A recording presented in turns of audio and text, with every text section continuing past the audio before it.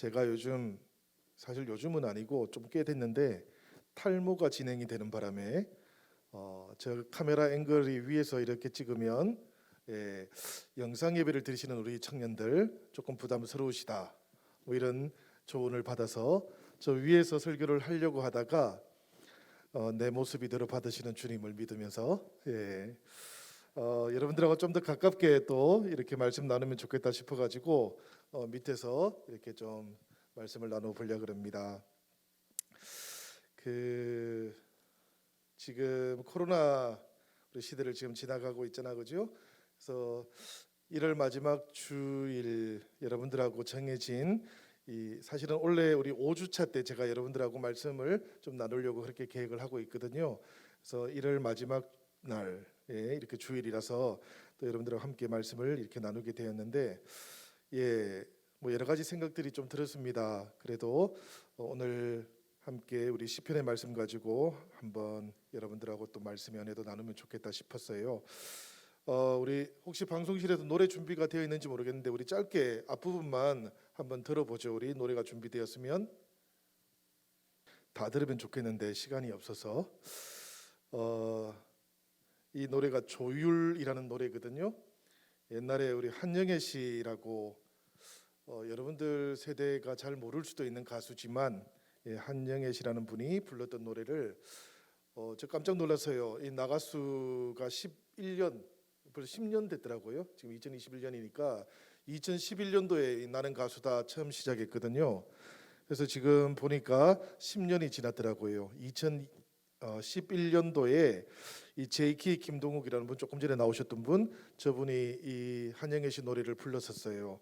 거기에 보면 가사 내용들이 이런 가사들이 있어요. 조금 전에 나왔던 것은 그 마지막 부분 후렴 부분인데 잠자는 하늘님이여 이제 그만 일어나요. 그 옛날 하늘빛처럼 조율 한번 해주세요. 이렇게 되어 있는 가사인데요. 이걸 보면서 문득 지금 이 시대가 조율이 참 많이 필요한 시대겠다 그런 생각도 들었고, 또 한편으로는 우리가 살아가는 우리 신앙인들도 조율이 필요하고 모두가 다 조율이 필요한 시대겠다 그런 생각을 했습니다. 조율이라는 말이 이런 뜻을 가지고 있다 그래요. 악기의 음을 표준음에 맞추어서 고르게 하는 것, 이게 조율이다 그럽니다. 그 악기가 오래 사용하다 보면, 그리고 또 부주의하게 누군가 만지고 나면, 또 기온이라든지 습도라든지 이런 외부 조건들이 달라지게 되면 음이 좀 달라지게 되는 경우가 있잖아요, 그죠? 그럴 때에 표준음, 기준음에 맞추어서 음을 이렇게 조율한다 그러지요. 음악하는 사람들한테는 아주 중요한 거라 그럽니다. 그런데 사실 생각해 보면 조율이 되지 않는 악기는 어떤 소리를 낼까 생각해 보면 듣기 어려운 소리가 좀 나기는 하지요. 조율이 이렇게 악기뿐만은 아니에요. 우리 삶 가운데서도 조율이 꽤 필요합니다. 우리가 어떤 대상을 상황에 맞추어서 조절하는 것, 이것도 조율한다 이렇게 표현하기도 합니다. 뭐 제일 비근한 사례는 텔레비전 같은 거 주파수 맞추는 것, 이런 것도 조율하는 겁니다. 뭐 라디오도 마찬가지고요. 이런 것들을 맞추어 가지고 소리가 제일 깔끔하게 날 때 딱 멈추잖아, 그죠? 우리가 조율되어 있는 상태라 그럽니다. 뭐 자동차 튜닝하는 것, 이 튜닝이란 말이 조율이거든요. 자동차 경주 선수들이 자동차를 최상의 상태로 딱 만드는 것, 이런 것도 조율이고요. 운동 선수들 자기 운동 기구들을 자기 손에 제일 맞게, 몸에 제일 맞게 맞추는 것도 조율한다 그래요. 생각해 보면 이런 조율이라는 것은 뭐 악기의 경우에는 자기의 음을 낼 수 있도록 하는 것이고요. 조율이 되지 않으면 아무리 비싼 악기도 좋은 소리를 못 내기 때문이겠지요. 그런데 조율하는 이유가 또 있는 것 같아요. 그게 뭔가 하면 다른 악기들하고도 하모니를 이루어야 되거든요. 조화를 이루는 것 때문에 조율을 하기도 합니다. 이걸 보면서 제가 이제 그런 생각을 한 거예요. 우리 신앙에 지금 조율이 필요할 때구나. 코로나 시대라는 것이 사실은 극도의 어떤 환경들을 우리한테 만들어 놓은 것이죠. 지금 뿐만 아니라 상상을 초월할 만큼 긴 시간 동안 우리가 극도의 환경 속에서 신앙생활을 해나가고 있기도 하잖아, 그죠? 작년 1월 23일에 코로나가 처음 우리 한국에서는 이제 발생을 하게 되었는데 벌써 1년이 꼬박 지나갔습니다. 이렇게 장기간 코로나 상황을 우리가 지나가게 될 줄을 몰랐던 것이지요. 그리고 중간중간에 우리가 아예 모이지 못하면서 비대면으로 예배를 드렸던 기간들도 사실은 짧지가 않아요. 우리가 작년에 보면 우리 교회만 하더라도 거의 70% 정도 그 시간이 비대면으로 우리가 예배를 드려야 되었거든요. 그러니까 굉장히 긴 시간 우리가 일상적이지 않은 상태에서 예배를 드리게 되었습니다. 그러다 보니까 신앙의 조율이 필요한 어떤 그런 상황이 됐을 거다, 그런 생각이 들었어요. 부딪히는 것, 그리고 극단적인 환경을 맞이하는 것, 이런 상황을 맞이하게 되면 아무래도 우리 안에 있는 이 영적인 하나님하고의 끈이 좀 느슨해질 수 있겠다라는 생각이 들었는데요. 여러분들은 하나님하고 어떻게 조율하고들 계십니까? 사실 이게 좀 궁금해서요. 우리 청년의 시대에 하나님하고 어떻게 조율하면서 살아가고 계시는지, 특히 지금 21세기 이 시대의 청년의 삶이라는 것이 저희들 청년 때하고는 또 많이 다르다고들 그렇게 이야기하니까, 또 여러분들의 시대에는 여러분들은 어떻게 하나님하고 청년의 상황 속에서 조율을 하고 계시는가 싶기도 하고요.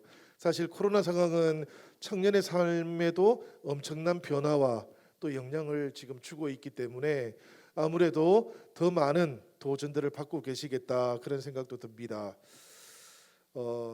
지금이 코로나니까 아무래도 코로나 관련된 얘기를 조금 하면, 그 코로나 시대에 가장 각광받고 돈을 많이 벌었던 그 회사가 어딜까요? 뭐 앞으로 벌게 되겠지요. 그 화이자하고 그 다음에 모더나하고, 그죠? 이쪽 이제 백신 관련된 회사들이 뭐 사실 돈의 문제는 아닙니다. 사실은 엄청난 지금 전 지구적인 차원에서 최소한 우리 인류에게 이제 도움을 주는 백신들을 개발을 했고, 몇몇 회사들도 지금 개발을 하고 있는데, 사실 이 화이자하고 모더나하고는 같은 종류의 백신을 개발했어요. 이 메신저 RNA 이제 백신을 개발을 해낸 건데, 이 백신 개발하는데 좀 비하인드 스토리가 있기는 해요. 그게 뭔가 하면, 이 백신 개발한 사람이 카탈린 카리코라는 사람이거든요. 이 카리코라는 사람이 이 백신을 개발할 때 암에 걸려 있었어요. 암에 걸려서 굉장히 어려운 상황 속에서 이 백신을 개발했고, 백신을 개발하기 전까지도 쉽지 않은 상황이었다 그럽니다. 이분이 본래 그 헝가리 대학에서 공부했던 사람이거든요. 그리고 1976년도에 헝가리 대학에서 생명과학을 공부하다가 이 메신저 RNA에 빠져 들어갔다 그래요. 그러니까 굉장히 오래됐죠. 지금 이 백신과 관련돼 있는 기술을 제일 먼저 발견한 거예요. 그리고 난 다음에 뭐 분자 생물학으로 공부를 해가지고 84년도에 미국으로 건너가서 이 공부를 계속하고 싶어 했는데, 그런데 아무도 관심을 가져주지 않았답니다.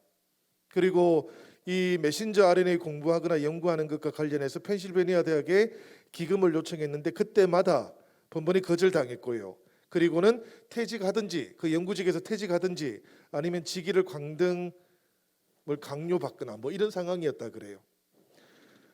카리코한테 굉장히 결정적인 전환점이 하나 생겼는데, 언젠가 하면 1997년도라 그럽니다. 그때 이 유대인 와이즈만이라고 하는 교수가 부임해 오면서, 이 와이즈만 앞에서 카리코가 뭐라고 얘기했는가 하면, 저는 어떤 RNA도 다 만들 수 있어요, 이렇게 이야기를 했답니다.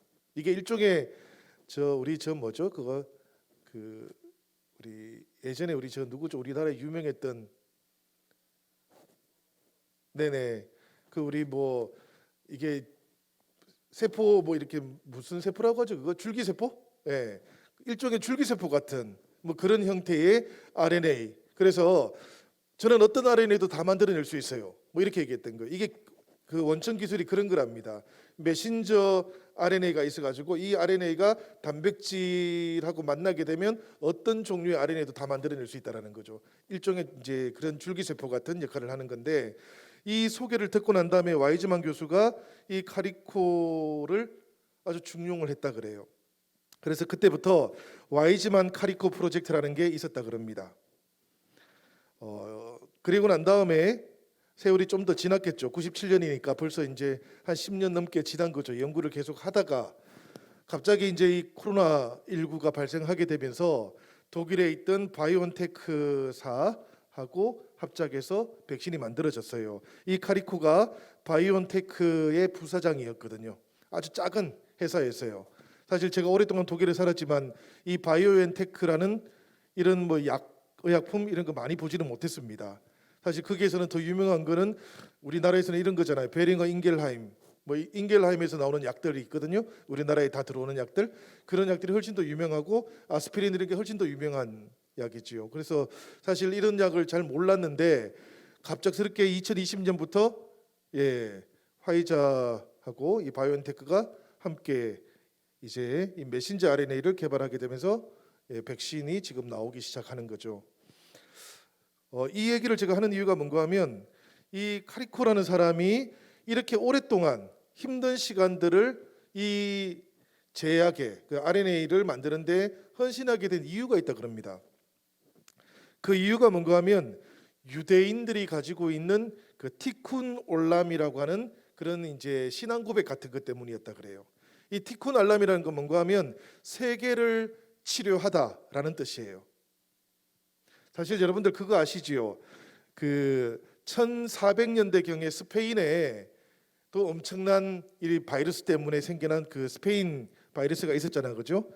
이게 이제 코로나보다도 그때 더 많이 사실은 죽었다 그러지요. 지금 앞으로 얼마나 될지 모르겠습니다, 코로나는. 근데 그 스페인에서 백신 문제가 생겼을 때 스페인에 추방당한 사람들이 굉장히 많았어요. 그때 누가 많이 추방당했는가 하면 유대인들이 추방당했어요. 근데 유대인들이 추방당할 때 대부분의 유대인들 가운데 제일 많은 직종이 뭔가 하면 의사였다 그럽니다. 그러니까 이게 좀 이상하지요. 유대인들 직업 중에 의사가 굉장히 많은 거예요. 그게 이 티쿤 올람 때문에 그렇답니다. 세계를 치유하다. 이 사람들은 어떤 생각을 하는가 하면 하나님께서 세상을 창조하시고 하나님께서는 그 사람들과 함께 이 세상을 계속해서 재창조하시고 치유해 가신다라고 고백한다는 거예요. 그래서 유대인 아이들은 13살이 되면 성인식을 하는데 그 성인식을 할 때 이 물음을 듣는다 그럽니다. 뭔고 하면 당신의 삶의 목적을 무엇과 함께 조율하겠느냐 이렇게 묻는데 그 정답이 있다 그래요. 이 유대인 아이들은 그게 뭔가 하면 제 삶을 티쿤 올람과 조율하겠습니다. 그러니까 하나님께서 세상을 창조하시고 계속해서 치유해 가시는데 저도 이 세상에 하나님의 동력자로 치유에 동참하겠습니다. 이렇게 고백한다는 거예요. 그러다 보니까 아이들 속에 점점 더 의사가 많아진다는 거예요. 그 이스라엘이 면역학이 굉장히 발전돼 있어요. 그래서 세상을 치유하고 싶은 아이들이 많아서 그런가 봐요. 이 카리코하고 와이즈만이 연구해서 발표를 한 적이 있었습니다. 사실 지금 코로나 상황이 아니었을 때 2010년경이었는데요. 그때 발표를 한번 하게 되었는데 이 메신저 RNA를 보고 그 연구 발표를 듣고 난 다음에 거기에 또 헌신했던 사람이 하나 있었는데 그 사람이 누군가 하면 그 데릭 로시라는 사람이에요. 이 데릭 로시라는 사람이 누군가 하면은 백신을 개발해 가지고 모더나를 설립했던 사람이에요. 그러니까 이 로시라는 사람은 카리코의 영향을 받아가지고 거기에서부터 다시 또 이 백신을 개발하게 된 거죠. 그러니까 원조가 있고 그 다음 또 후신이 있다라는 얘기예요, 이게. 근데 이 사람들이 전부 다 보면 유대인들인 거예요. 바로 그 티쿤 올람 그 신앙 고백에 따라서 치료에 헌신해서 인생을 걸었던 사람들이에요. 오랜 세월 동안 사실은 무명의 사람들로 연구만 하면서 살아왔는데 코로나 상황이 생기면서 이 사람들이 세계를 구하는 사람들이 되었던 거죠. 뭐 아스트라제네카도 있고 다른 약들이 있기는 하지만 지금 현재 상태로는 가장 이제 주목받는 백신이 이 화이자랑 모더나가 되었는데요. 제가 여기 좀 보고 싶었던 게 그 이야기였습니다. 유대인 아이들이 왜 이렇게 자기의 인생을 이렇게 헌신하면서 때로는 긴 세월 동안, 그 카리코는 40년이었거든요. 40년 세월 동안 연구하면서 그렇게 살아올 수 있었을까 보면 이들이 하나님께 조율되어 있어서 그렇다. 저는 그렇게 생각합니다. 인생을 살아가는 동안에 성공이 보장되어 있지 않아도 하나님과 조율되어서 살아온 사람들의 이야기가 여기에 있다. 사실 지금도 이 화이자라든지 모더나가 아니더라도 여러 곳에서 지금 헌신하고 있는 사람들이 또 있는 거죠. 오늘 말씀 속에 나오는 다윗도 그런 사람이었다고 저는 생각합니다. 우리가 성경에 보면 다윗이 하나님의 마음에 합한 사람이라는 별명을 가지고 있잖아요. 그죠? 하나님의 마음에 합한 사람이라는 것은 오늘 우리가 나누는 이야기의 주제에 따르면 하나님과 조율되어 있는 사람이다. 저는 그렇게도 생각이 되었습니다. 다윗이 하나님의 마음에 합하니까 다른 소리가 안 나는 거죠. 하나님과 조율되어 있는 소리만 나왔던 사람이었던 거예요. 그래서 다윗의 또 다른 별명이 뭔가 하면 이스라엘의 노래하는 사람. 다윗이 악기를 잘 다루는 사람이에요. 그죠? 사울의 왕궁에서 사울이 좀 심리적으로 안정이 안 될 때 다윗이 악기를 현악기였을 거라고 추정되는데 그 악기를 다뤘잖아요. 그리고 시편에 보면 다윗의 시편이 제일 많아요. 그죠? 다윗은 찬송도 굉장히 많이 지었던 것이죠. 그래서 이스라엘의 노래하는 사람 다윗은 하나님과 조율되어 있던 사람이었다. 대단히 중요하다고 저는 생각이 됩니다. 그런데 이 다윗의 인생 가운데 하나님과의 관계가 끊어져 버렸던 때가 있었던 것이지요. 우리가 너무나 잘 아는 상황이 하나 발생했던 겁니다. 그게 바로 우리아인의 밧세바를 이 다윗이 범하게 되면서 유혹을 받게 되면서 그러면서 하나님과의 조율되어 있던 관계가 완전히 깨어져 버렸던 거예요. 우리가 시편의 말씀을 보면 다윗은 그때 죽을 만큼 하나님 앞에 회개했다고 하는데요. 오늘 시편 51편은 바로 그 이야기를 배경으로 합니다. 그리고 그 깨어진 관계 속에서 하나님하고의 관계 속에 고백을 하고 하나님 저를 다시 한번 조율해 주세요. 그렇게 고백하고 있는 내용이에요. 오늘 본문의 10절과 12절을 보면 이런 말씀이 나옵니다. 하나님이여 내 속에 정한 마음을 창조하시고 내 안에 정직한 영을 새롭게 하소서. 나를 주 앞에서 쫓아내지 마시며 주의 성령을 내게서 거두지 마옵소서. 주의 구원의 즐거움을 내게 회복시켜 주시고 자원하는 심령을 주사 나를 붙드소서. 하나님 나를 한번 튜닝해 주세요. 이 고백이잖아. 그죠? 조율은 아까 제가 말씀을 드렸는데 어떻게 하는 게 제일 좋은 겁니까? 우리 저 김고은 선생님 맨날 기타 조율하시죠? 어떻게 하면 제일 조율이 잘 되는 겁니까? 잘 맞춰야 돼요? 그 중요한 기준음이 있겠지요. 그죠? 기준음에다가 맞춰야 될 텐데 사실 이 기준음을 정하는 게 대단히 좀 중요한 것 같습니다. 보통 뭐 소리굽새 이용해서 하잖아. 그죠? 제가 여러분들만 할 청년 때 교회에서 기타 줄 맞출 때 저희들은 소리굽새 구하는 게 좀 어려워가지고 뭘로 맞추는가 하면 그 버스 있잖아. 그죠? 버스의 크랙션 소리 있죠. 빵빵빵 하는 소리. 이 음에다 저희는 맞췄어요. 이 음이 그 라음이라 그럽니다. 라음에다가 저희가 맞추면 된다 그래가지고 전부 다 이 버스 그 크랙션 소리, 그 차량들의 크랙션 소리를 저희들 생각하고 많이 맞췄던 기억이 있어요. 기준음을 정하는 것, 거기에다가 맞춰야 조율이 된다라는 그런 교훈이지요. 이걸 사실 엉뚱한 거에다 맞추면 좀 곤란해집니다. 그죠? 그러고 나면 모든 화음들이 끊어지기도 하고 또 그런가 하면 잘못하다가 줄을 끊어 먹기도 하고 뭐 그렇지요. 그죠? 우리가 하나님의 악기라고 한다면 어디에다 맞추는 게 좋을까? 다윗은 어디에다가 자신을 맞추려고 했을까? 한번 생각해 보면 좋겠어요. 우리는 뭐에다가 맞출까요? 우리의 신앙을 하나님의 제자로서 자녀로서 우리는 어디에 맞추면 좋겠습니까? 성경에다 맞추면 되는 겁니까? 성경이 우리에게 표준이죠. 이 캐논이다, 그죠? 캐논이라는 게 표준이라는 겁니다. 일종의 인생의 소리굽새 같은 거예요. 그래서 우리의 여러 가지 소리가 나는 삶의 환경들을 그 표준에다가 맞추면 그때 하나님과 우리가 조화로워진다 라는 그런 이제 고백인 것이지요. 그래서 하나님의 말씀과 하나님의 뜻에 맞추어서 우리의 인생을 조율하는 게 대단히 중요합니다. 시편은 그런 사람들이 형통한 사람들이 되고 복이 있는 사람이 된다고 그러죠. 이제 시편 1편, 그죠? 서시잖아요, 그게, 그죠? 그래서 복 있는 사람은 이렇게 시작이 되잖아요, 그죠? 항상 여호와의 말씀을 주야로 묵상하는 사람, 그런 사람이 복 있는 사람이 된다. 이게 표준이고 캐논이고 소리굽새라는 이야기예요.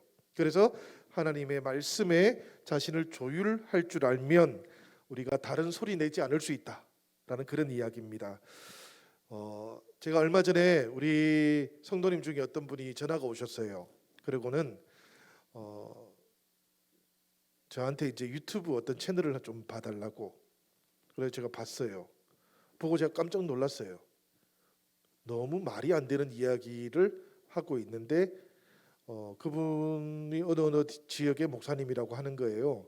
근데 보니까 너무 말이 안 돼. 이거는 좀 이상하다. 그래서 유튜브에 있는 채널들을 제가 여러 개를 본 적이 있어요. 근데 하나님의 말씀과 전혀 상관이 없는 이야기를 하고 있는 거죠. 이 시대에 보면 유튜브가 굉장히 유행하고 있잖아, 그죠?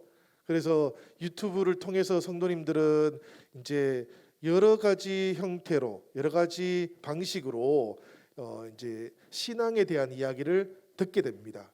여러분들도 혹시 그런 경험들이 있는지 모르겠습니다. 유튜브에 유명한 이제 유튜버들이 있으면 이제 그 얘기를 듣거나 가르침을 듣거나 하는 경우들도 있을 수 있겠습니다. 때로는 굉장히 자극적인 이야기들을 듣기도 하고요. 또 코로나 시대니까 뭐 혹시라도 이 코로나라는 게 전 세계적인 재난의 상황이니까 어쩌면 종말론과 관련되어 있는 이야기를 들었을지도 모르겠습니다. 그런데 여러분, 그 여러 가지 채널들 이런 것들 속에서도 역시 중요한 것은 하나님의 말씀과 그것이 관련이 있어야만 그것이 우리의 인생 가운데 소리굽새가 될 수 있다라는 것, 이것도 꼭 기억을 해야 돼요. 내 소리를 더 많이 내거나 혹은 하나님과의 말씀이 온전하게 체험되지 않은, 또 확인되지 않은 다른 사람의 소리에 나의 신앙을 의지하게 되면 그때 문제가 발생합니다. 다른 소리가 나고 조화가 깨어진 소리가 나고 영적인 문제들이 그런 데서 많이 발생하게 되는 것이지요. 하나님의 말씀, 그것을 우리가 잘 찾아가는 것, 이것이 대단히 중요한데, 하나님의 말씀을 여러분들 자신의 소리굽새로 삼기 위해서 어떤 노력들을 좀 하시는지요? 예, 많이 바쁘시겠지만 수요일엔 하나도 모르시네. 나왔다, 그죠? 수요일엔 마태복음에 오십시오. 그리고 사실은 여러분들 새벽에 우리 교회에서 이렇게 계속해서 지금 나누고 있는 새벽 말씀 카드 이런 것도 보십니까? 지금 청년들도 참여되고 있는지는 제가 잘 모르겠습니다. 저희가 코로나가 생기고 난 다음에 우리 교회가 작년 그 사순절부터 우리 목사님들이 매일매일 월요일부터 금요일까지 사순절 말씀부터 시작해가지고 성령 강림절, 그리고 지금 시편 말씀까지, 그리고 성탄절 말씀까지 매일매일 저희들이 그 묵상하는 말씀들을 우리가 준비해가지고 전체 교인들에게 보내고 있습니다. 사실 우리가 뭐 이제 생명의 삶이라든지 이런 걸 통해서 큐티를 하실 수도 있지만 이제 그런 큐티들의 단점들이 있어요. 그게 뭔가 하면 어떤 특정 주제를 그냥 토픽으로 뽑아가지고 하기는 하지만 전체적인 말씀의 맥락들이 없다라는 거예요. 그래서 저희들이 조금 이제 말씀과 함께 이 코로나 시대를 우리가 지내고 이기고 좀 그럴 수 있으면 좋겠다 해서 저희가 이제 거의 1년 다 돼 갑니다. 그렇게 계속해서 말씀 카드를 모든 구역원들이 함께 나누고 있고요. 우리 청년 구역도 그렇게 나눌 수 있으면 좋겠다 싶습니다. 사실 다양한 형태로 우리가 하나님의 말씀과 만나야 돼요. 그리고 하나님의 말씀을 전체적으로 한 번은 볼 수 있어야 하나님의 말씀의 표준이라는 게 이런 거구나라는 것을 우리가 알게 되고 내 인생에 또 내 신앙의 소리굽새를 가질 수 있게 되는 거예요. 통독도 하셔야 됩니다, 여러분. 왜냐하면 우리가 나무는 보고 숲을 못 보면 안 되기 때문에 그렇겠지요, 그죠? 그리고 또 한편으로는 숲만 보고 자세하게 보지 않으면 그것도 곤란합니다, 여러분. 이게 참 어려워요. 근데 우리가 하나님의 말씀을 가지고 내 인생의 소리굽새로 삼는다라는 것은 대단히 중요한 일이기 때문에, 그리고 우리가 인생을 살아가는 동안에 사실 이게 없으면 우리가 그리스도인으로 살아가는 데 있어서 늘 좀 이렇게 요동치게 되기 때문에 청년의 때에 이걸 꼭 한 번은 우리가 건너올 수 있으면 좋겠어요. 그 단계를 넘어올 수 있으면 좋겠어요. 그래서 우리 전은서 목사님 아마 잘 이렇게 여러분들하고 함께 동행해 주실 겁니다. 말씀이 좀 우리 안에서 좀 더 풍성해지고 그 말씀을 통해서 우리가 신앙의 여러 가지 이제 기준점들, 표준들을 세워 나갈 수 있는 그런 기회들이 많아졌으면 좋겠습니다. 저도 여러분들과 함께 또 우리 청년들과 함께 이 말씀으로 우리의 신앙이 좀 건강하게 자라가는 그런 목회를 하려고 그러거든요. 우리 금년에 우리 표가 말씀과 삶을 이어주는 교회이지 않습니까? 그죠? 코로나 시대를 지나가는 동안에 우리 이웃들 그리고 믿지 않는 사람들이 우리 성도들에게 제일 실망했던 부분들이 뭔가 하면 사실은 말씀과 함께하지 않는 삶 때문에 그런 거예요. 교회는 다니고 신앙생활을 한다고 하지만 실제로는 말씀이 삶 속에서 안 나타나니까 실망이 생기는 거죠. 그죠? 기대가 있었는데 실망이 생겨버린 거예요. 제가 오늘 우리 작년부 설교 때도 제가 말씀을 드렸는데 어젠가 우리 토요일 날 우리 설문조사가 하나 발표가 됐는데 교회를 다니지 않는 사람들이 교회에 대해서 가지고 있는 신뢰도가 발표가 된 거예요. 근데 교회를 다니는 사람들은 교회에 대한 신뢰도가 몇 퍼센트 정도 되는 줄 아십니까? 꽤 높아요. 70% 정도 나오더라고요. 그러니까 교회를 다니고 있는 분들은 이 코로나 시대에도 신뢰도가 굉장히 높은 거예요. 근데 교회를 안 다니는 사람들은 지금 신뢰도가 몇 퍼센트 나오는가 하면 17%가 나왔어요. 83%가 교회를 신뢰하지 않는다라는 거예요. 이제 코로나 시대 직전에 나온 설문조사에는 보면 교회를 안 다녀도 32%가 신뢰를 한다 그래도 교회가 그래도 좀 낫다. 뭐 이렇게 생각을 했는데 코로나 지나고 나서는 교회가 더하다. 이렇게 지금 이제 반응들을 보인다라는 거죠. 대단히 심각한 지수인 게 분명합니다, 여러분. 그래서 우리가 말씀을 그냥 말씀으로만 두면 신뢰를 얻기 어렵다. 시대에 희망을 주기도 어렵다라고 생각이 됩니다. 특히 여러분들 세대는 더 하실 수도 있겠다 싶습니다. 그래서 우리가 말씀을 우리가 깊이 나누고 묵상하되 이 말씀을 삶으로 살려고 하는 노력들, 삶의 표준으로 잡으려고 하는 노력들이 대단히 중요하다. 그래서 말씀이 내 인생이나 내 신앙의 표준이 되고 소리굽새가 될 수 있을 때 그때 다시 교회의 신뢰도가 회복되어질 수 있을 거다. 사실은 저는 그렇게 생각합니다. 코로나19 이후라는 것은 사실 그런 의미가 있어요. 우리에게는 그냥 시간만 지나면 코로나19가 되는 게 아니고 우리 교회가 또 성도들이 또 청년들이 말씀을 삶의 표준으로 삼아서 살아보려고 노력할 때 사실은 치열하게 도전할 때 그때 다시 코로나 이후로 우리는 넘어갈 수 있을 거다라고 그렇게 생각됩니다.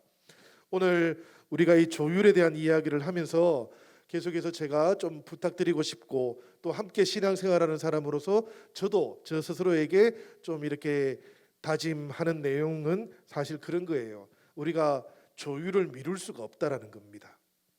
지금 조율하지 않으면 늦다라는 거예요. 악기를 음악회 끝나고 조율하는 부분 없지 않습니까? 그죠? 그때는 풀어놓아야 되는 거죠. 그러나 음악회가 시작되기 전에는 조율을 잘 해야 되는 거고요. 그리고는 연주를 또 잘 해야 되는 거지요. 지금이 우리 교회와 성도들에게는 정말 조율을 잘 해야 되는 때라고 생각됩니다. 그리고 우리가 다시 우리가 하나님과 조율되어 있는 사람, 우리가 하나님과 함께 연주하는 사람, 삶을 통해서 신앙을 연주하는 사람이라는 것을 우리들 서로에게도 보여줄 수 있어야 되고 내 자신에게도 보여줄 수 있어야 되고 또 세상을 향해서도 보여줄 수 있어야 된다고 생각됩니다. 그럴 때 우리가 다시 하나님의 나라를 노래할 수 있고 교회의 시대를 다시 회복할 수 있게 될 거라고 봅니다. 사랑하는 우리 청년 여러분, 우리가 함께 조율해 나가면 좋겠습니다. 그리고 하나님과 연결되어 있는 여러분들 관계의 끈도 그 줄도 살펴볼 수 있으면 좋겠어요. 오늘 이 설교의 제목이 뭐였습니까, 여러분? 줄이 너무 느슨하면 소리가 나지 않는다 아닙니까? 그죠? 저는 시편 51편을 지었을 때 다윗의 상태가 그러했다고 봅니다. 하나님하고의 관계가 끊어져 버렸고요. 심지어는 다윗은 그죠. 느슨한 것도 넘어서 끊어져 버려 있었던 거죠. 어떤 소리도 나지 않습니다. 다윗의 그 상태라는 것이. 우리는 어떻습니까? 코로나를 지나오면서 좀 느슨해졌습니까? 아니면 좀 더 스스로 하나님과의 관계를 내가 잘 지켜야겠다라는 마음을 가지고 잘 조율을 하고 있는 중입니까? 우리 영신교회 새벽기술 청년들은 하나님과의 그 관계 속에서 정말 잘 조율되어 있기를 기대합니다. 하나님께서 그렇게 기대하시겠지요, 그죠? 그리고 우리가 이 코로나 시대를 함께 지나가는 동안에 때때로 아름다운 우리 신앙의 노래들을 함께 만들어갈 수 있으면 좋겠고요.